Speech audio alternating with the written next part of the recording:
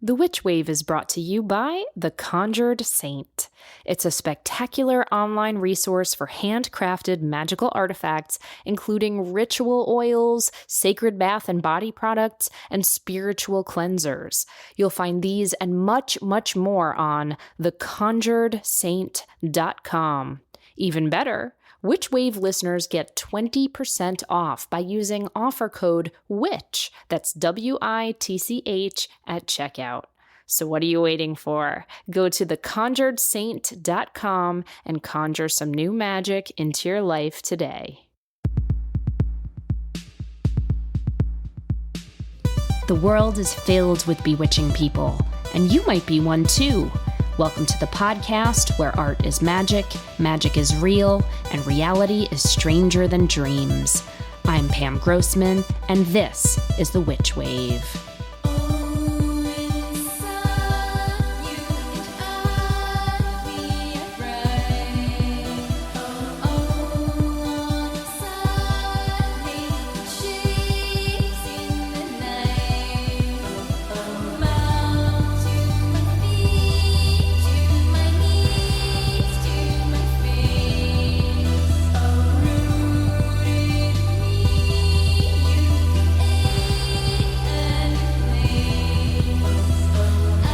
Hello and welcome to The Witch Wave.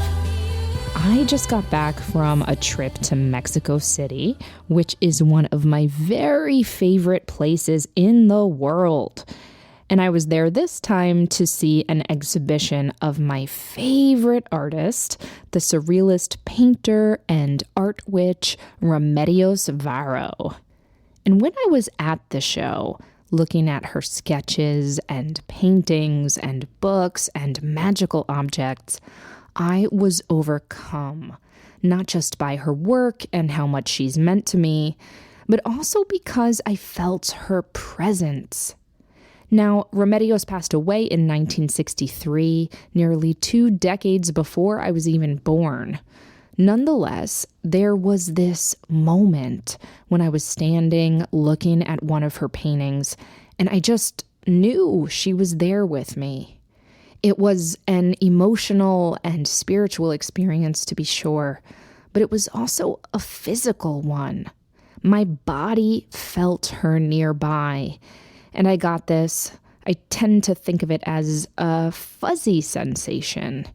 This soft, alive, tingling up and down my arms that I get whenever I'm experiencing something uncanny or numinous.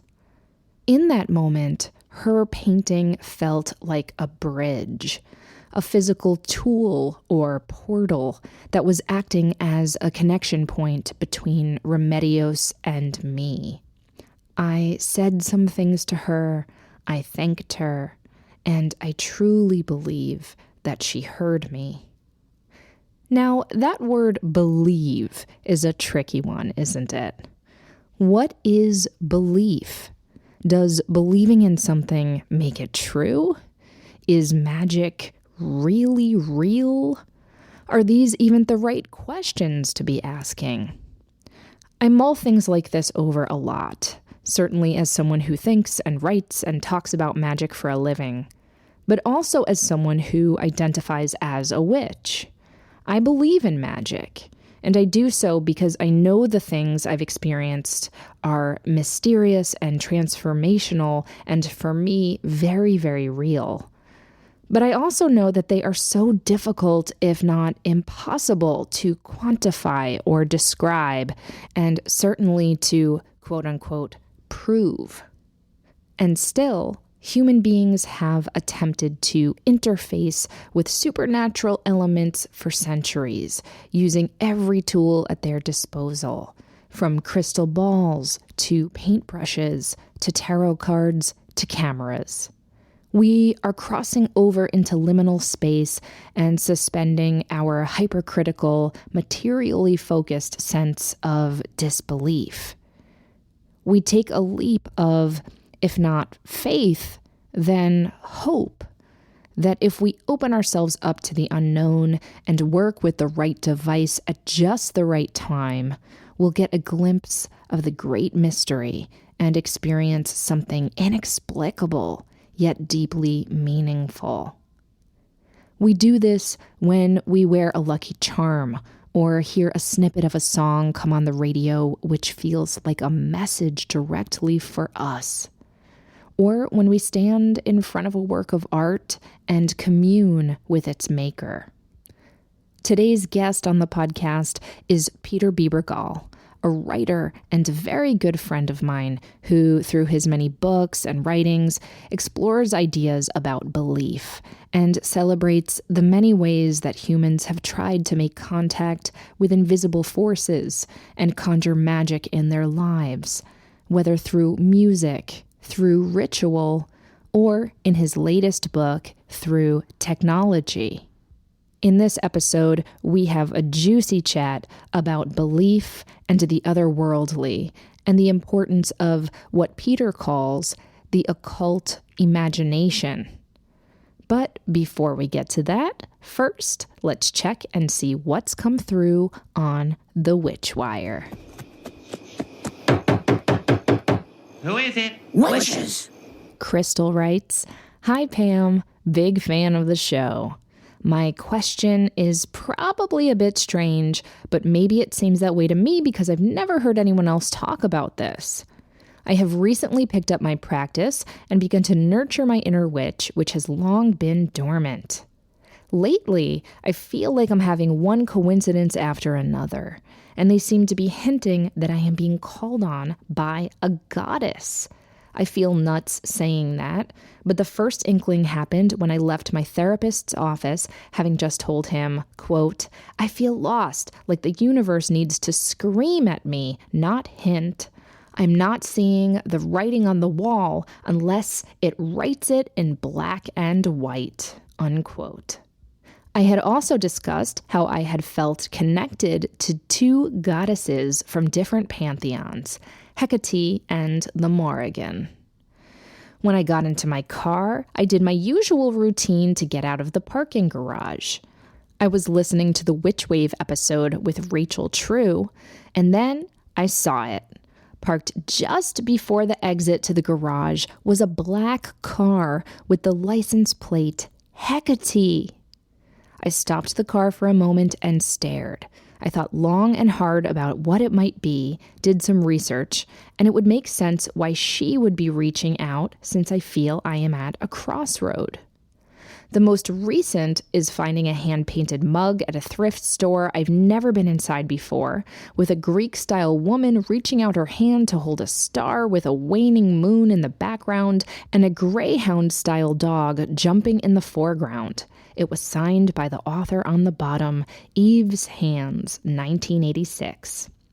I guess my question is whether you've heard of a person being contacted by a goddess or god, how to be sure, and I guess for what purpose, and what should I do about it? And more importantly, how can I be sure I am not misreading the signs and thinking it's Hecate when it's really Morrigan or Athena, etc.?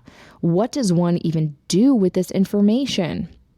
Thanks for reading this, and any help you recommend is highly appreciated. Keep making your amazing show." Hi, Crystal. I read your beautiful email, and I confess I started laughing. Not at you, of course not, but because to me, when I read this, it is so clear. And I have to wonder if in the writing of it or in hearing me read it out loud just now, you see how clear it is too. I know it's hard to have perspective on our own subjective experiences, especially when it comes to magic. But let's have a quick review here. You said out loud to your therapist, the universe needs to scream at me, not hint. I'm not seeing the writing on the wall unless it's in black and white. And then directly after that, you see a black car with a license plate that says Hecate. That sounds like a scream to me. I'm on the lookout for magic all the time, and I've never seen a license plate that says Hecate. What are the odds of that? It's extremely rare and a hell of a synchronicity or clue from spirit. But we're not done, because then you find a mug in a shop with a Greek-looking woman and a waning moon and a greyhound, all signifiers of Hecate. So, Crystal, this is not a whisper, okay? I think what's happening here is that you just need to listen to yourself and trust these signs. I often say, follow the trail of cosmic breadcrumbs. Well, you've got an entire loaf being handed to you right now. So yes, I'd say it's time for you to start exploring and figuring out what Hecate is trying to teach you or lead you to. Now, what does she want with you? What are you going to learn? I have no idea, but I do know a few ways for you to get started. First of all, read. There's a book about Hecate I really love by Sorita d'Este and David Rankin. I hope I'm pronouncing both of those names correctly. But anyhow, the book is called Hecate Liminal Rites. It's an informative and inspiring book that explores a lot of her different aspects and stories, and I think it's a really solid place for you to start if that resonates with you. You can also make a little altar to Hecate or add her to your altar if you have one already. And you don't have to buy one of those big figures if you don't have the room or the funds right now. You can simply print out a picture of her or use one of her symbols that represents her. She's associated with keys, for example. So maybe you find a beautiful old skeleton key at a flea market or a vintage shop. Or maybe you just put that mug on the altar. But in any case, it's a way for you to honor her and connect with her. And finally, you can start journaling about her. Keep track of the messages that she sends you and write down thoughts you have about her or poems to honor her or questions that you have for her and just see what comes through. I don't know where any of this is going to lead you, but I assure you it's happening for good reason. Trust this. Happy journeying, Crystal, and tell Hecate I say hey. Now, on to my guest. Peter Bebergal is the author of several books, including Season of the Witch, How the Occult Saved Rock and Roll, Too Much to Dream, A Psychedelic American Boyhood, and his latest book, Strange Frequencies, The Extraordinary Story of the Technological Quest for the Supernatural. He's also written about the occult in music and literature for such places as The New Yorker Online, Slate, The Times Literary Supplement, The Quietus, Boing Boing, and The Believer. Peter studied religion and culture at Harvard Divinity School, and he is also an avid fan and deep thinker about speculative and fringe culture, especially as it overlaps with pop culture in places like comic books and sci-fi films. Peter is one of my very favorite people to talk to about magic and belief. So what you're about to hear is kind of like you eavesdropping on one of our typical conversations. Peter joined me via Skype from his home in Cambridge, Massachusetts.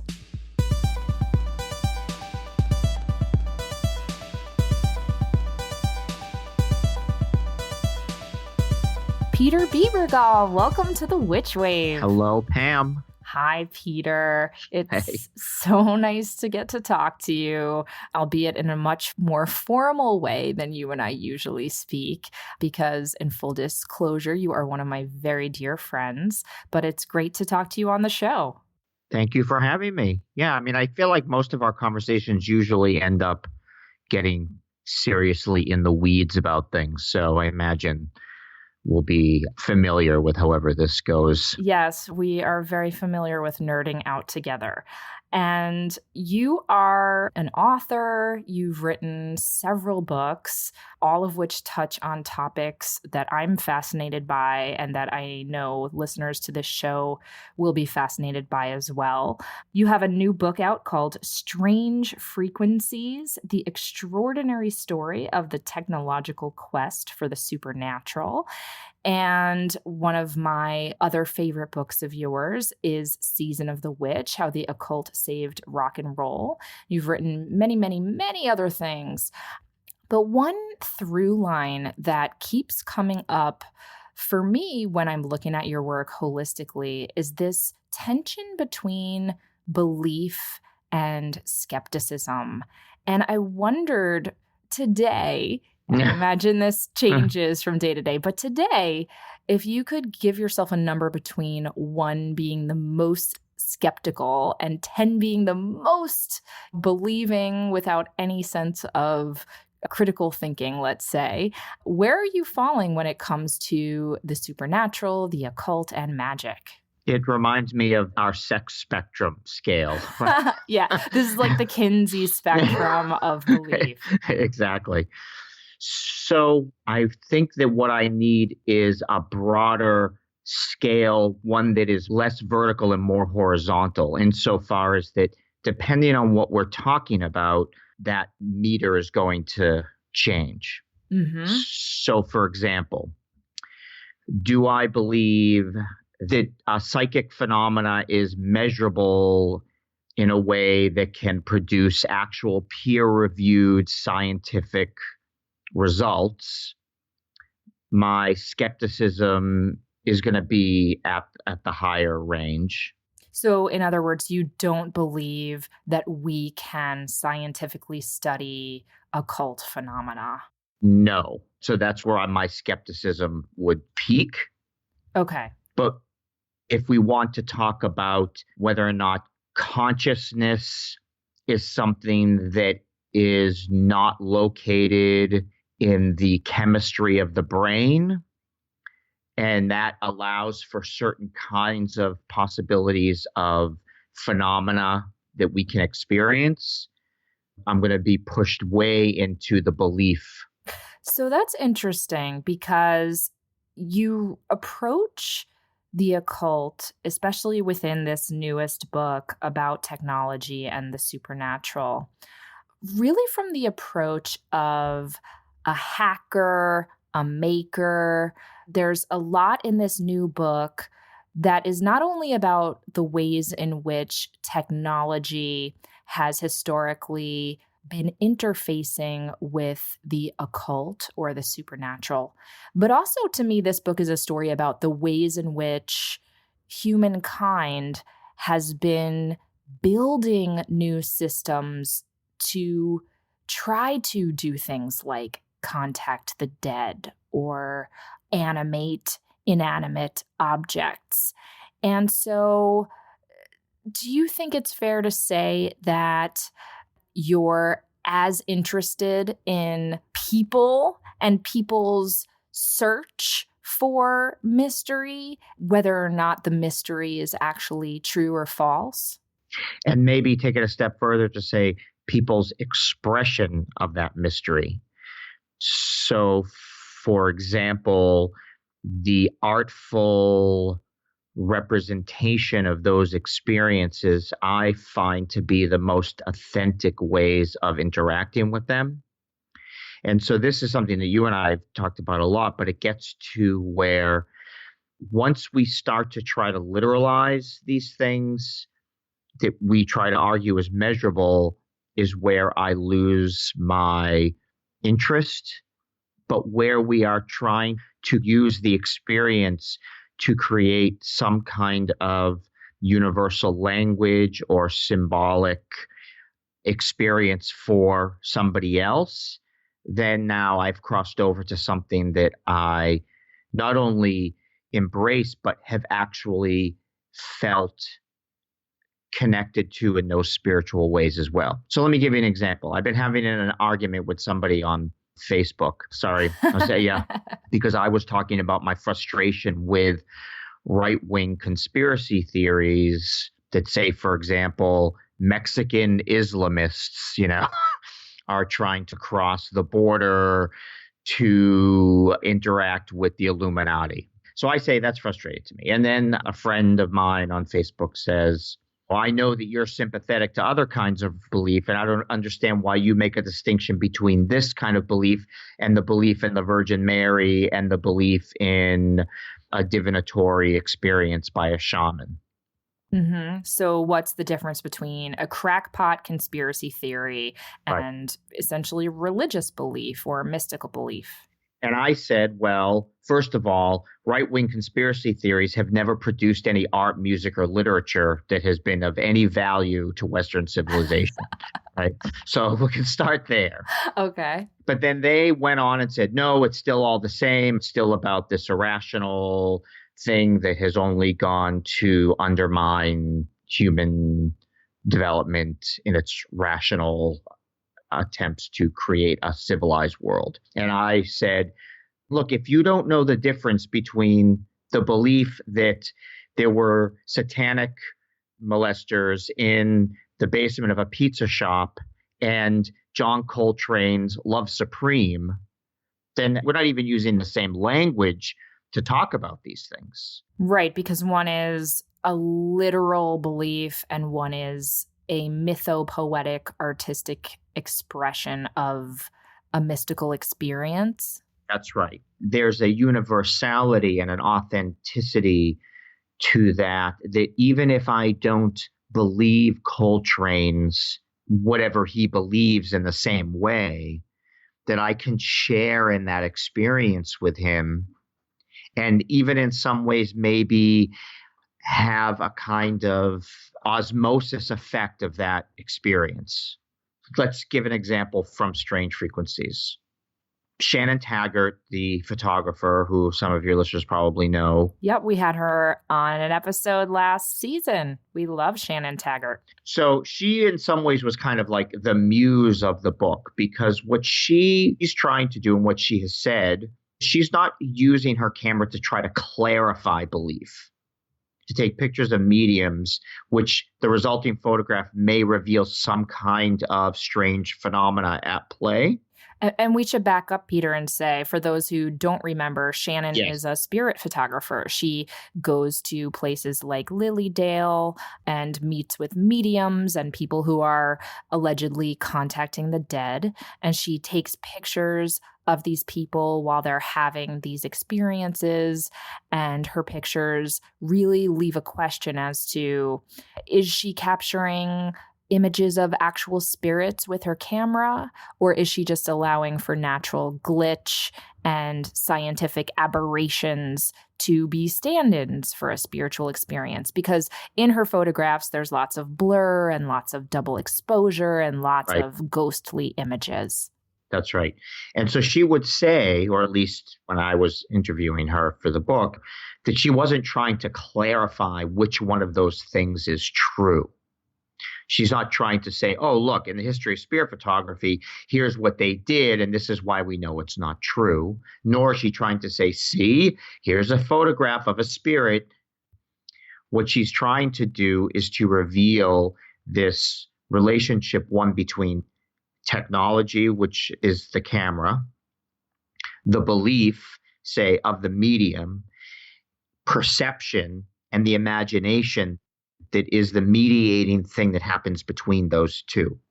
And so I can look at one of Shannon's photographs, and I don't need to believe that spirits exist after we die, nor do I have to be looking at her photograph in the hopes that I'm going to be able to debunk the history of spirit photography. But rather, her photographs allow for this moment of enchantment. And it's this ambiguous liminal place that I think that art makes possible in a way that a kind of literalizing of that experience would, for me, push that to the skeptic scale. It reminds me of I believe he was a psychologist and a philosopher, William James, who I think you quote in the book too. And he wrote this famous book called The Varieties of Religious Experience in 1902. And he basically talks about how these mystical or religious experiences exist across cultures, even if they look different. And some of the markers, one is ineffability. It's this idea that you can have this experience that is mystical and transcendent, but kind of impossible to put into words and to literalize, to your point. And I think another feature is that it's what he calls noetic. In other words, that it teaches you something. There's some knowledge that comes through. And so, Peter, if I'm following your own thought process here, you're saying that those experiences can be true. And I know that word true is very mushy. Yeah, no, it's good. Yeah, but that they are impossible to actually quantify. Why do they need to be quantified? I mean, I think that's what I want to keep pushing back on. Is the need to quantify it is irrelevant to the experience and to the generative processes that are a result, which often are in the form of art and literature and epic poetry. And so the atheist that says, how could you believe that Moses parted the Red Sea, is just as guilty of that as the fundamentalist believer who says Moses parted the Red Sea. Why are either of them reading it as something that's quantifiable? Because to you, it's just a story. It's just a metaphor. It didn't actually happen, or it doesn't matter to you whether or not it happened. Yes, and I would only push back on that word just, because I don't think it's just. I think it is the stories that are threaded through our DNA, and to try to pretend that somehow we could be without them would be to lose, first of all, a whole essential part of our imagination and our consciousness, but also reduce civilization to something that is almost without any form of art. So some might argue, Peter, that technology is in the realm of science and not art. And I could see an argument that, it's a combination of both. But I could see someone saying technology is all about measuring and fixing an immaterial or invisible force into a machine, let's say, or some kind of device.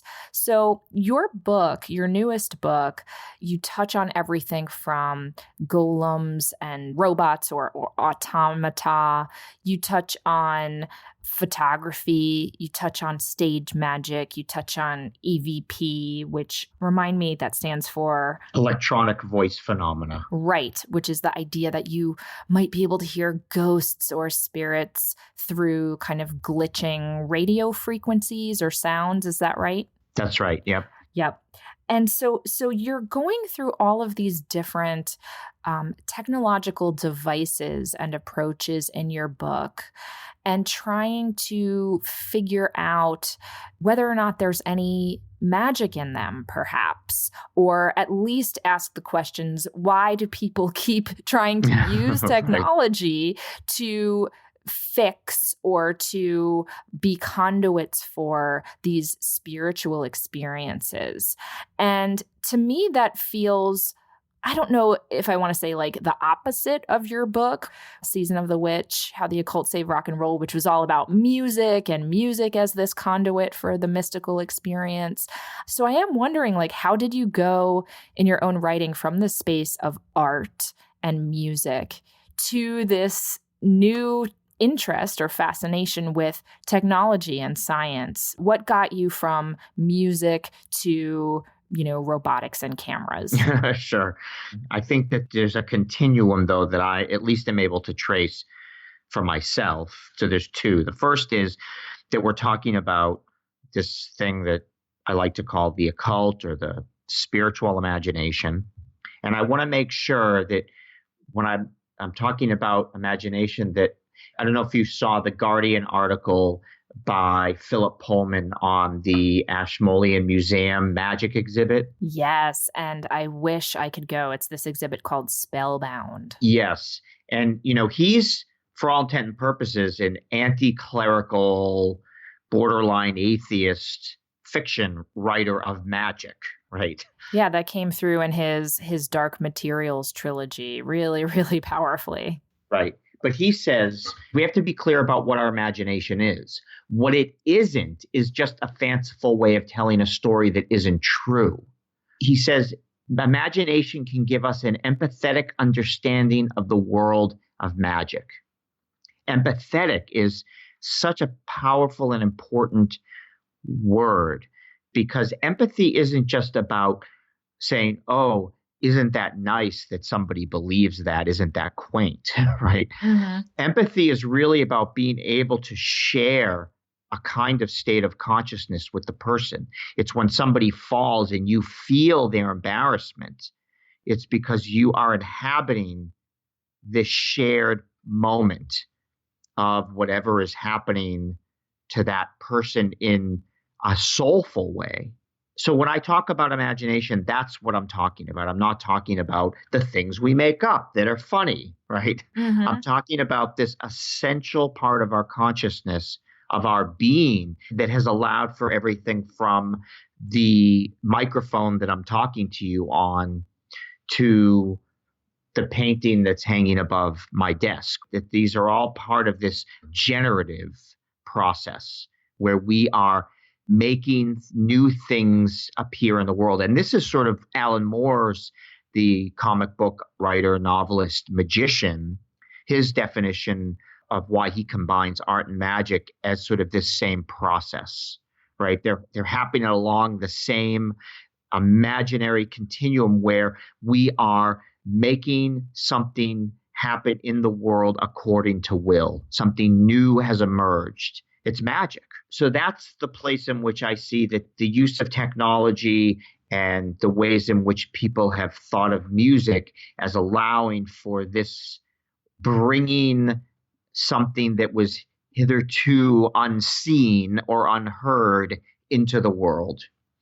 The other thing I think that they share is that they both often require a performative quality, a performative interaction, and a ritualized interaction.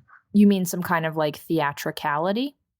Theatricality, ritual, and again, the performance is the moment where the gods enter the world, right? And this can be a performance with no audience but oneself and the spirits, correct? You don't necessarily. Absolutely. That's right. We can first define technology as any manipulation of the material world to create a new or different outcome. And so if we really want to extend that to even mean something like John Dee's scene stones and speculum, right? John Dee, can you remind the listeners who that is? Sure. John Dee, the magician, astrologer. He was part of Elizabeth I's court. He was her court astrologer. And he's also known in occult circles as being the person who first, I guess you could say, channeled or was taught by the angelic spheres, the Enochian language, right, which has become kind of a standard part of the magician's toolbook in Western esoteric circles, right?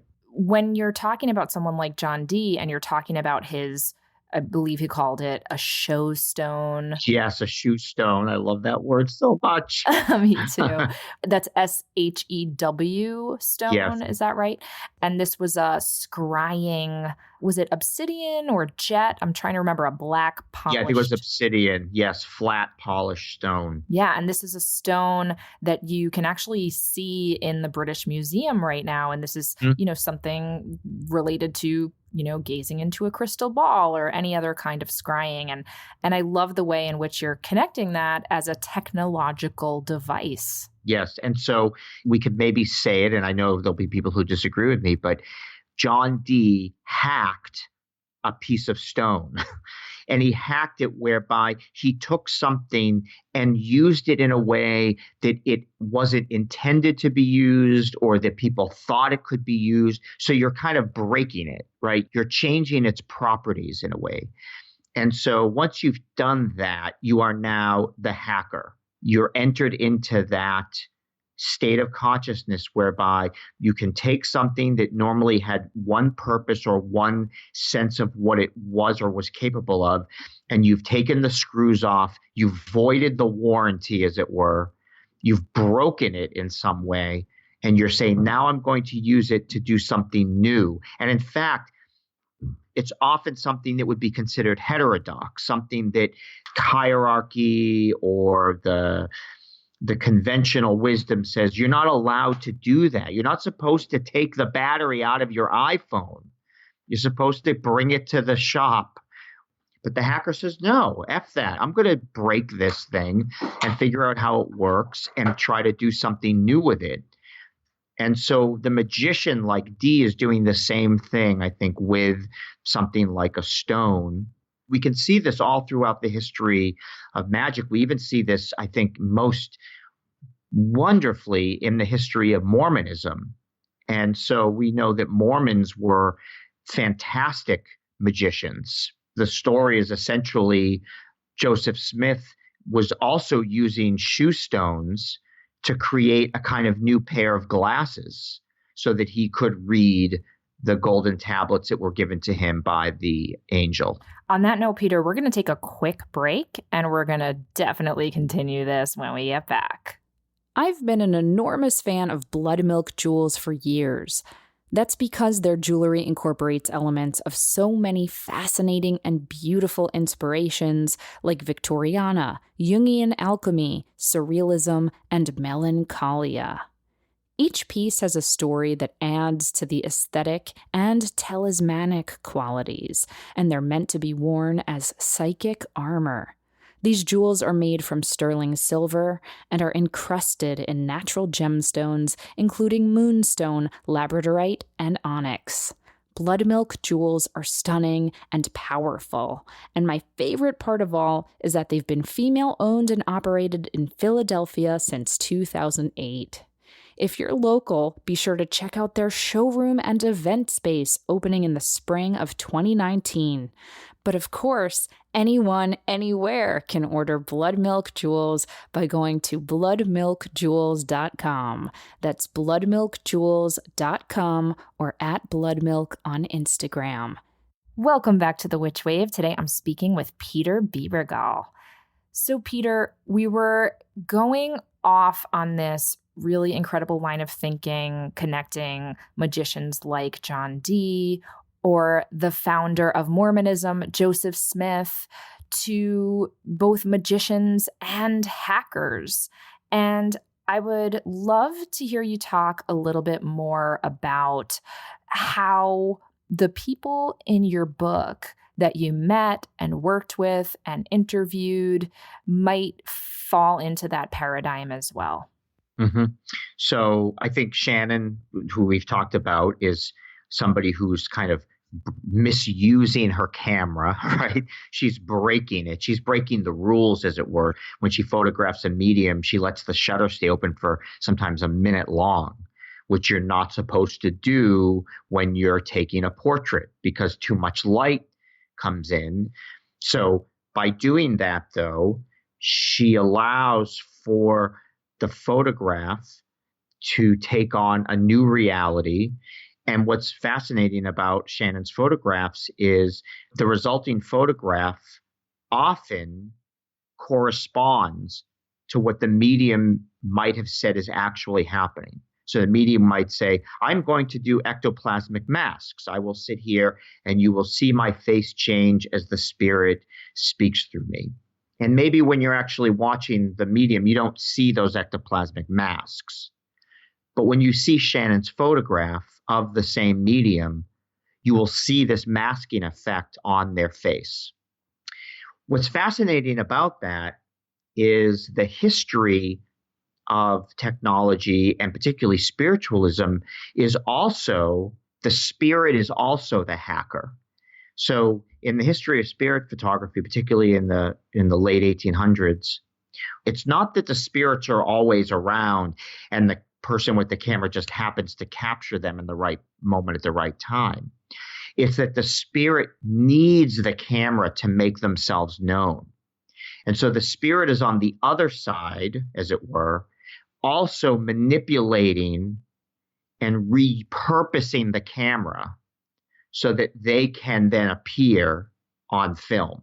And that's what I was going to say, that, some people could look at Shannon's photograph and say, oh, this is obviously some kind of manipulation, or at least allowing for more glitch to come through.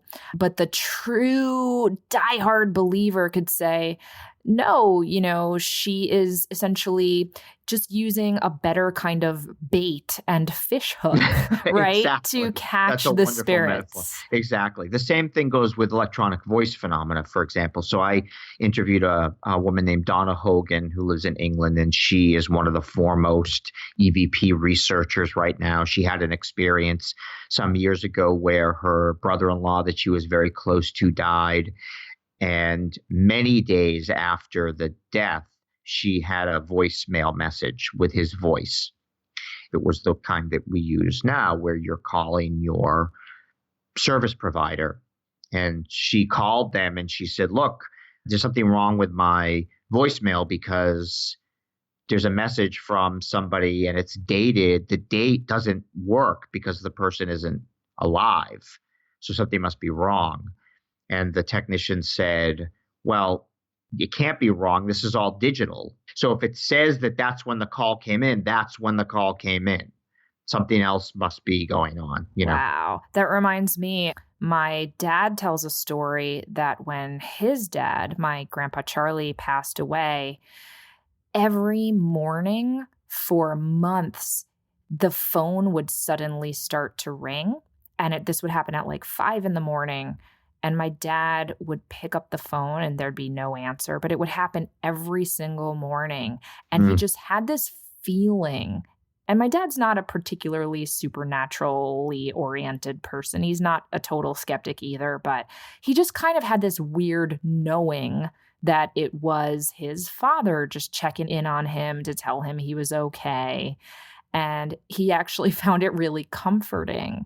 And, I think it was part of his grieving process and coming to peace with this idea that his dad was still there on the other side, reaching out.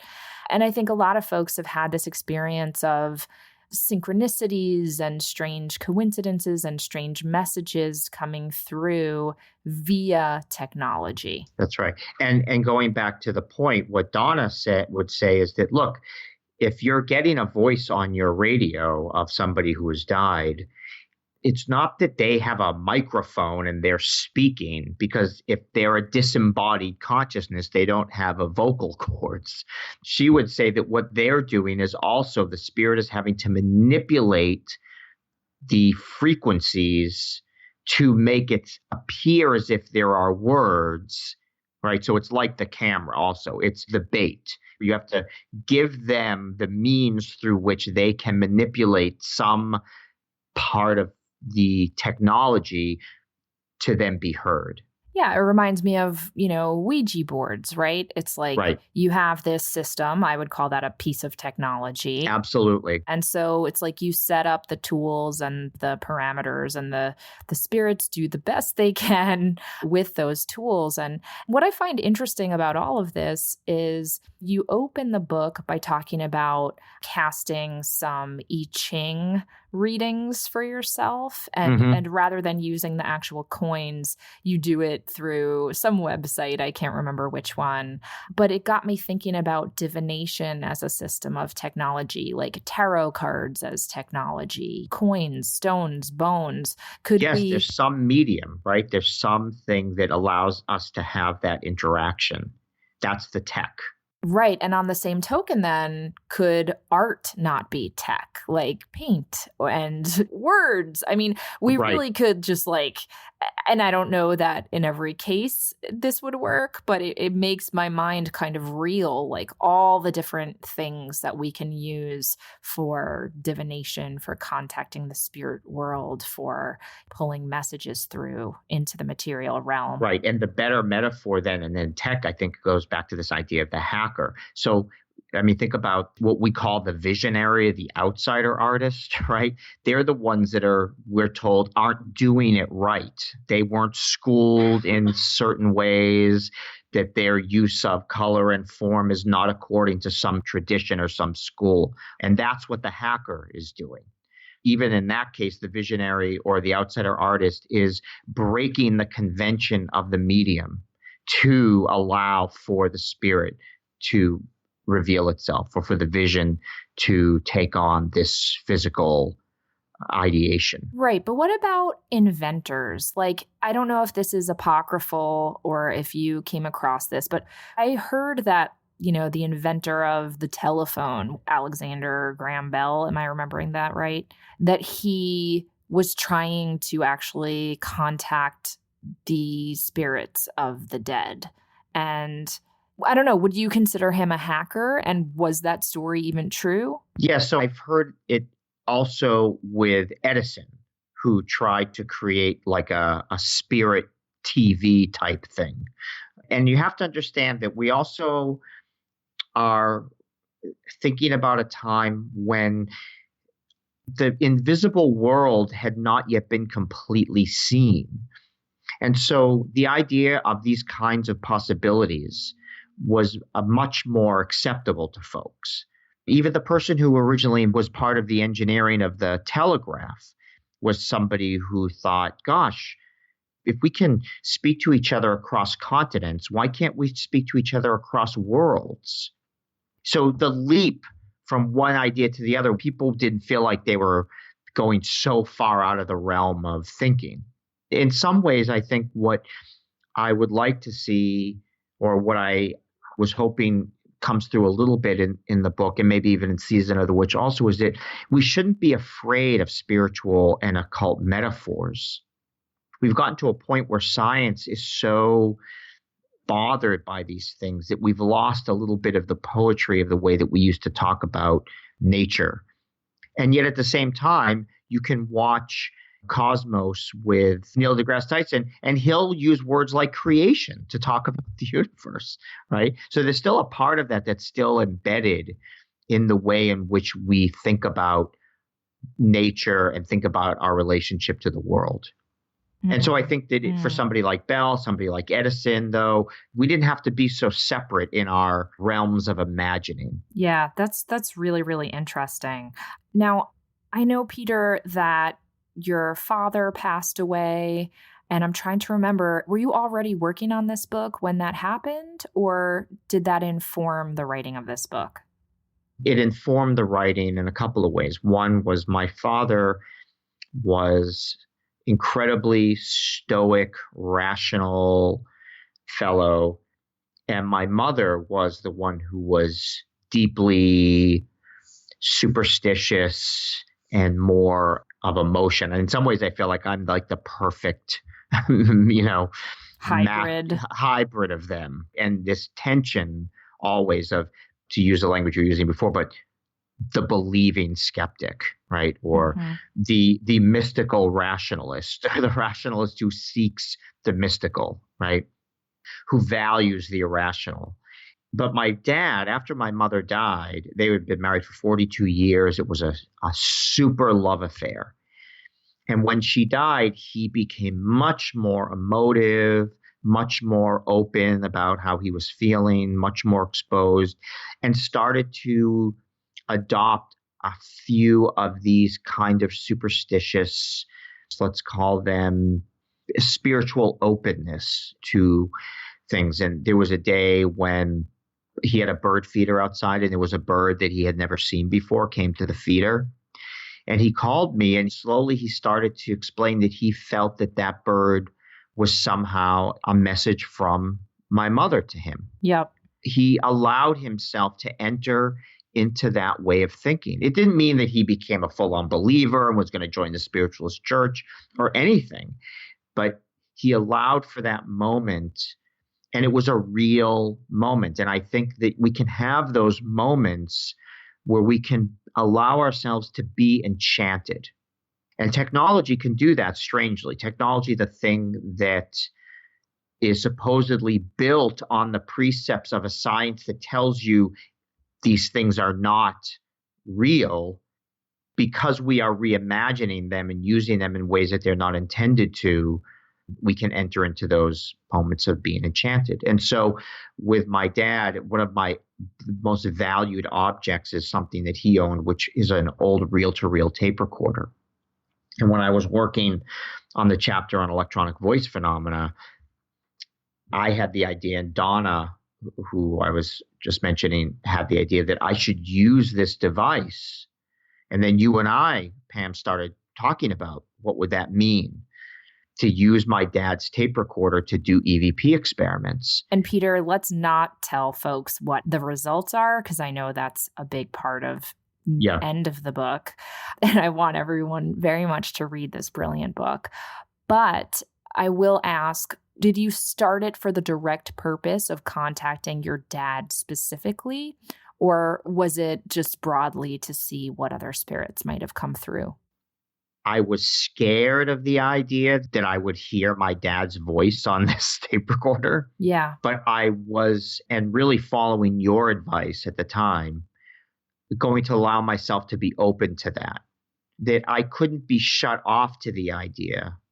If I was going to use the radio with a tape recorder in that way, I may as well just go all in terms of what I was going to be open to. And I realized that a part of all of this technology, using technology, trying to record EVPs, taking photographs of mediums in that way, and then some of the other things that I explored, like, quote, trying to build a golem, had to do with entering a particular state of consciousness where these things are possible. And to be in that place is itself an incredibly enchanted place to be, because it doesn't matter the outcome. You're not trying to prove anything, but I'm also not trying to debunk anything. I was just being in that state. And it really is an altered form of consciousness. And I think that is an amazing thing, which gets to the heart of the definition of magic, and in some ways the hack of that definition, if I can keep using that word. So Crowley, Aleister Crowley, who I'm sure many of your listeners have heard of, came up with the definition of magic as magic is the art and science of causing change to occur in the world according to will. And then Dion Fortune, woman magician, a little bit later. Yep, this is in like the late 19th century, early 20th century, if I'm remembering. That's right. And she went on to start another society. In any event, she altered his definition a little bit in a way that I just find so enlivening. She says magic is the art and science of causing change to occur in consciousness according to will. And again, when we're talking about consciousness in this way, we're not just talking about changing your mind, right? We're talking about, if you believe that consciousness isn't just a chemical reaction in the brain, then you're talking about something that is the very way in which we interact, you could argue, with the divine, with the larger notion of reality.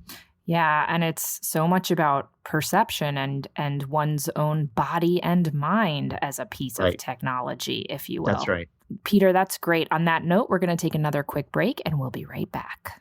Longtime listeners to the podcast know that I am obsessed with Mithras candles. They are the most beautiful beeswax candles I have ever seen, and they're handcrafted in Philadelphia. Mithras candles smell intoxicating, and they look even better with their wizardly dripped pillars. They also come in a variety of other shapes, from pyramids to tapers to tea lights, and they give off a warm and gentle glow. I have tons of Mithras candles, and I can't get enough. And now you can get some too by going to mithrascandle.com and using offer code WITCH for 10% off your first order of 2019. So go to Mithras Candle, that's M as in magic, ITHRAS candle.com, and use code WITCH for 10% off your first order of the year. Welcome back to The Witch Wave. I'm speaking with Peter Bebergal.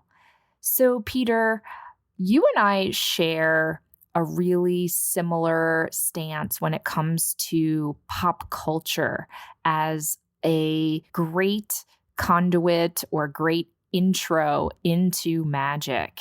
And I wondered if you could catch folks up in terms of how you first started getting interested in the occult yourself through pop culture. Sure. I mean, it really is my entire life. And I had parents who were, as soon as I showed the slightest glimmer of an interest in something, they would get me whatever I needed to explore it. Oh, they sound great. Yeah, they're great. But that meant when I was 5 or 6 years old, my dad was buying me Creepy and Eerie magazine, war and horror magazines.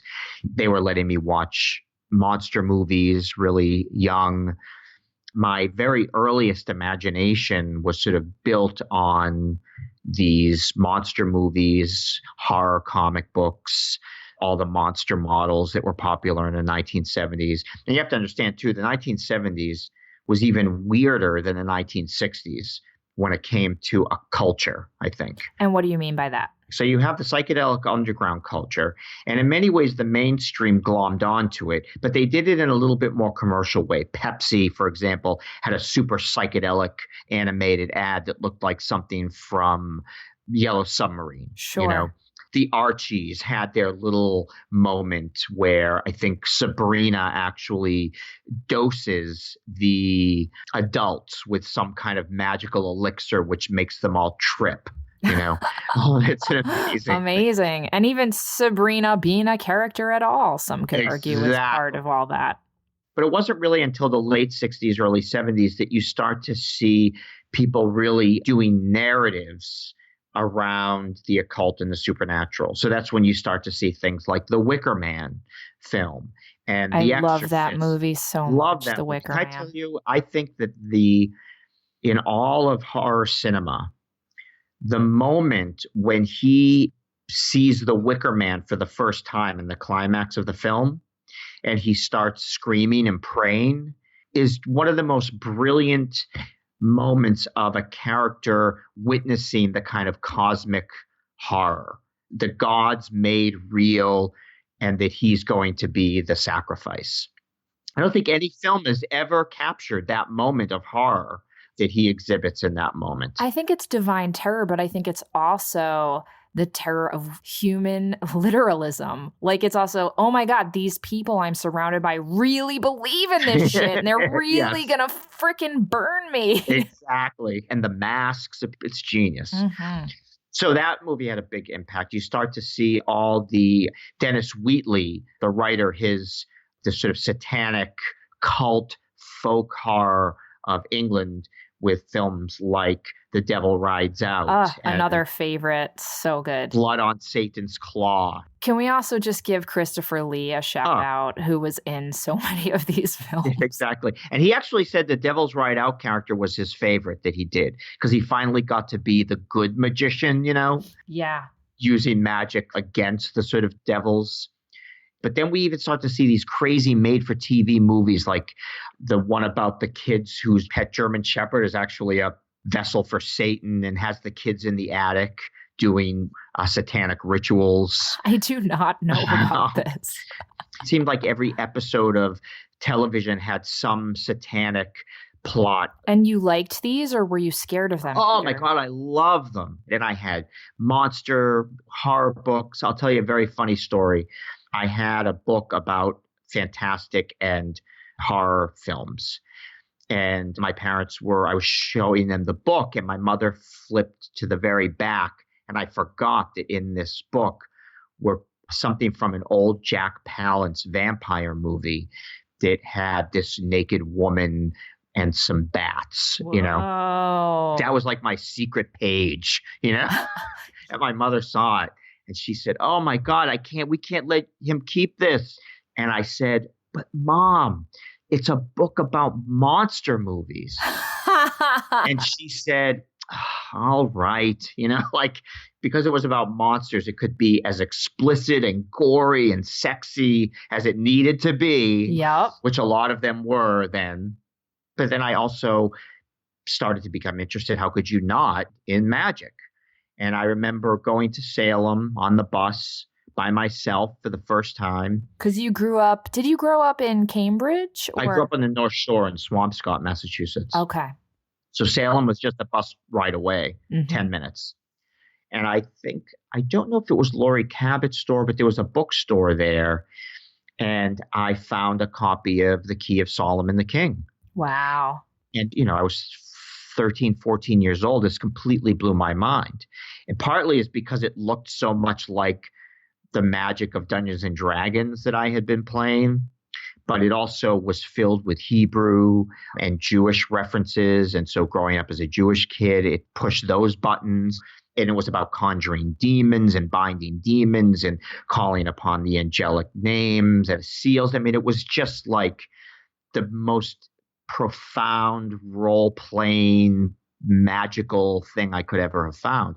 I never attempted anything in that book. And it really just went to the formation of my imagination and the things that I fell in love with. Around that same time, though, I watched The Exorcist by myself. It was on TV. Mm-hmm. And that ruined me for many years. Totally. So when did comic books and rock and roll get added to the mix? Was that all around the same time period? Yeah, it was all around the same time. And luckily, I had an older brother who was into Alice Cooper and Led Zeppelin and David Bowie. And he would play Revolution 9 by the Beatles for me just to scare me, you know? Yeah. But when he wasn't home, I would go and I would play it. And then I would open up the gatefold cover of David Bowie's Diamond Dogs. And there's Bowie as like this half androgynous lycanthropic Sphinx creature. And I knew it also had something to do with sex, but I wasn't really quite sure how. Mm-hmm. But that was also part of like the kind of forbidden attraction of all of this.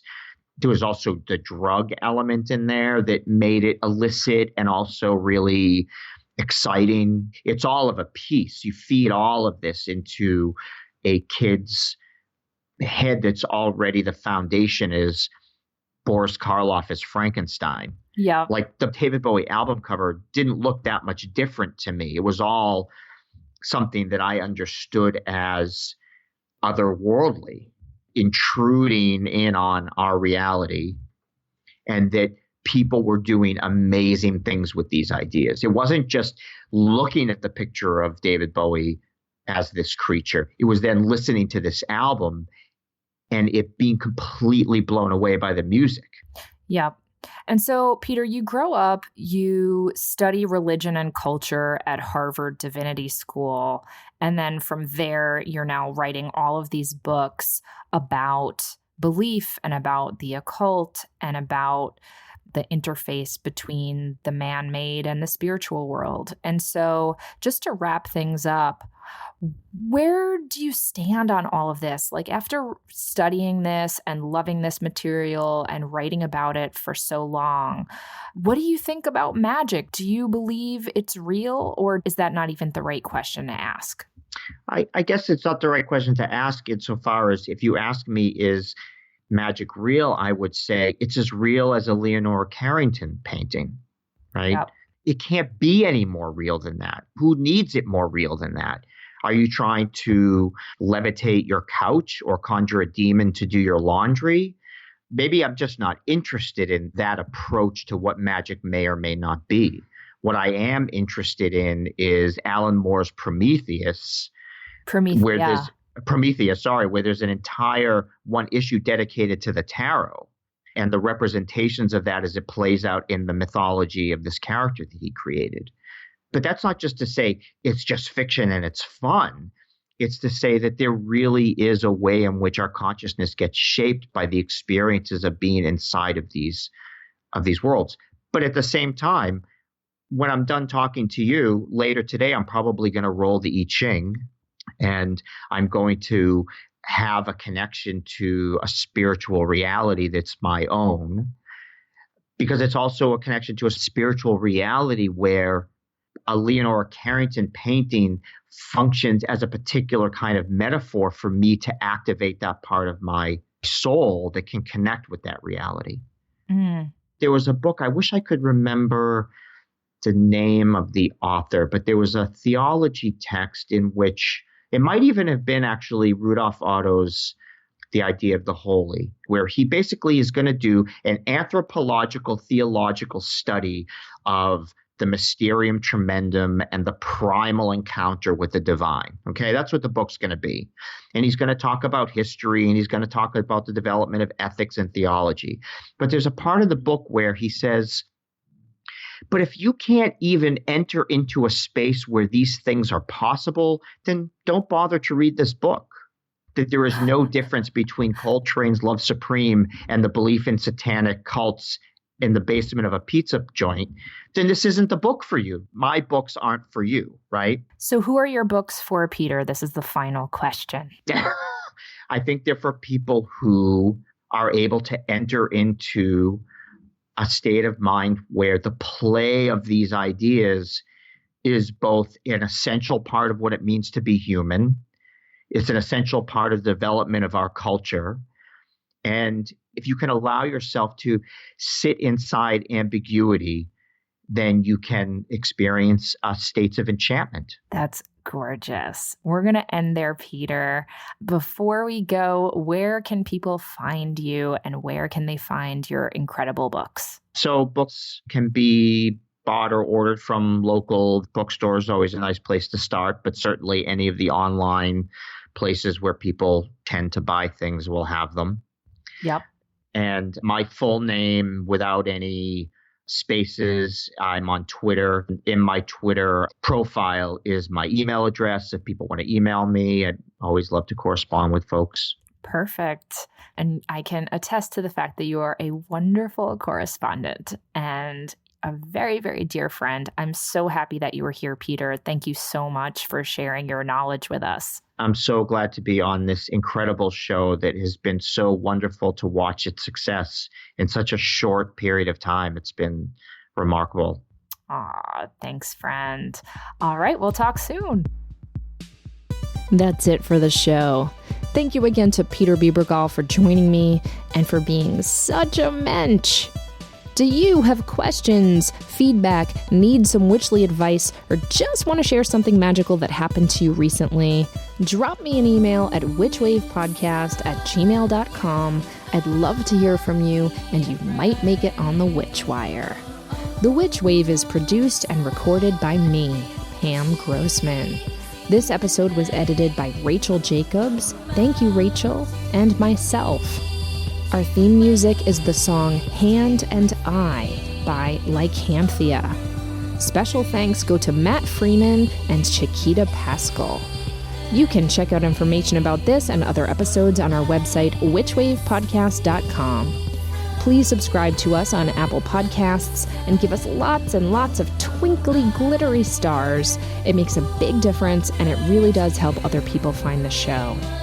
You can follow us on Twitter, Instagram, and Facebook at WitchWavePod, and check out my witch emoji for iPhone by going to witchemoji.com or downloading it in the App Store. And please consider pre-ordering my book, Waking the Witch, which is out on June 4th of this year. Thank you so much for listening. Witches are the future. I'll catch you next time on The Witch Wave.